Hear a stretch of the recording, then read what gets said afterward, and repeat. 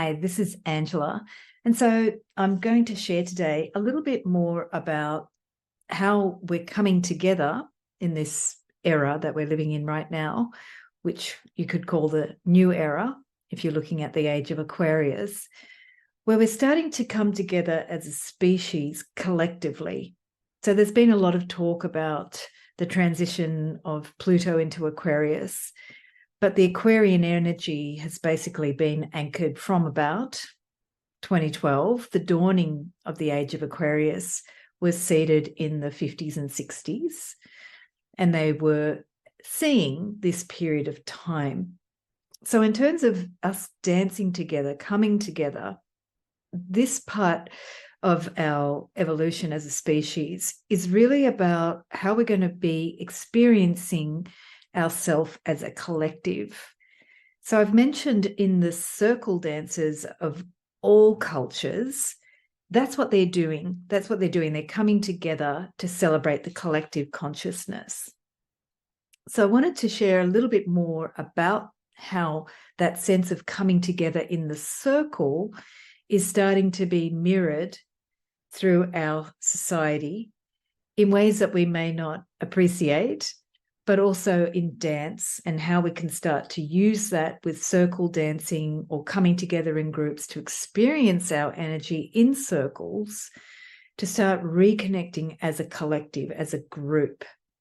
So when we connect as a collective and as a group, it doesn't mean your individual consciousness disappears. It means something very different. I've got a scarf here, which you can see there's a circle on the scarf, and there's all these different pieces to the circle. And some of the circles inside the circle have certain spots or elements to the circle. It can be described as a mandala, but it also, if you look at that circle image, it's similar to some parts of our body, the cells of our body, and how the cells are made up of different pieces or different elements of the skin of the cell layer, or the cell membrane. The layer of the cell membrane has certain elements to it as well. And all together, those elements create a whole cell. Even if you want to take that to the atomic level, which starts to get a bit strange because it's not actually material, but at the atomic level, you have electrons moving around a nucleus and other particles within the nucleus, and the movement of the electrons creates a spherical or elliptic movement or shape or form. So the circle is in our reality, in our solar system as well. We have the center sun and the planets moving around in elliptic form around that. We have the planets themselves also rotating, which are spherical, and moons and satellites also rotating around those planets. And then if you go to the galaxy, it's a spiral or elliptical form, and that also has a different form of movement, but it's generally based around the sphere or the circular patterns that keep going around. And altogether, you've got these layers of spheres and circles, circle shapes, coming together to form one whole. So our consciousness now is forcing us to come together in groups, whether we like it or not. The pandemic was an example of ways it forced us to come together in ways we didn't like. And this is now, as we come out of that phase, this is carte blanche for us to describe what we want to create in coming together. So I'm going to talk a little bit about the history of dance when we started from the humanist movement from the 60s. And it was really bringing people in circles to envision this future humanity that we are. We are the future that they envisioned. And from that, a lot of different teachers came out from Esalen and from other movement experimental practices, different methods like Laban, all sorts of different types of dance movement experimentations happened. And then you also had the social movements. You had a lot of things come out from the free dancing of the 60s. The 70s had disco. Then we had hip hop. We had funk. We had a lot of techno, new wave, new romantic, all sorts of different movements of dance movements. So from about the period of the 60s, where the freestyle dance came in, a lot of individual experiences of dance happened. People individuated into, they started to collectively be in the same room, but they were dancing by themselves and experiencing their own trip or their own body and their own connection to the music and the lights and the experience in the space. Then in the actual movement workshops that grew out of the humanist movement of the 60s, people were exploring what is our consciousness. So they were going into the body and into the different feeling layers of the body. So one of my favorite teachers is Bonnie Bainbridge Cohen, who created Body Mind Centering. And beautiful work that Bonnie's done was giving space for us to literally explore what was the different rhythms of different parts of the body, such as the blood. Or you could go into the organ of the heart. You could go into the vertebra and the space between the vertebra. You could experience different fluids of the body, such as cerebrospinal fluid or the lymph fluid. So her work has so many facets because there's so much inside the body. So some of the work that grew out of the movement traditions that were birthed from the humanist movements started to really go deep internally. And then they also did a lot of collective dance. So Gabriel Roth brought us the 5 rhythms. So people were really expressing and moving a lot of their energy through that. And there's soul motion, there's other movement forms that have given wonderful ways for us to experience our body collectively. So one form of dance that grew out of performance work was contact dance.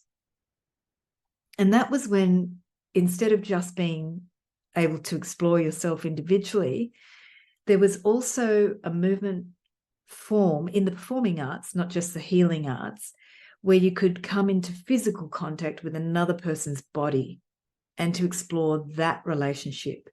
And if you look at social dance, we went from more couple dancing from rock and roll, swing, and even salsa that came from the 50s to more individuated dancing like disco. And then we had hip hop, which was some people freestyling off each other, but a lot of people in the center of a circle, opening up in that center of the circle, and competition as well.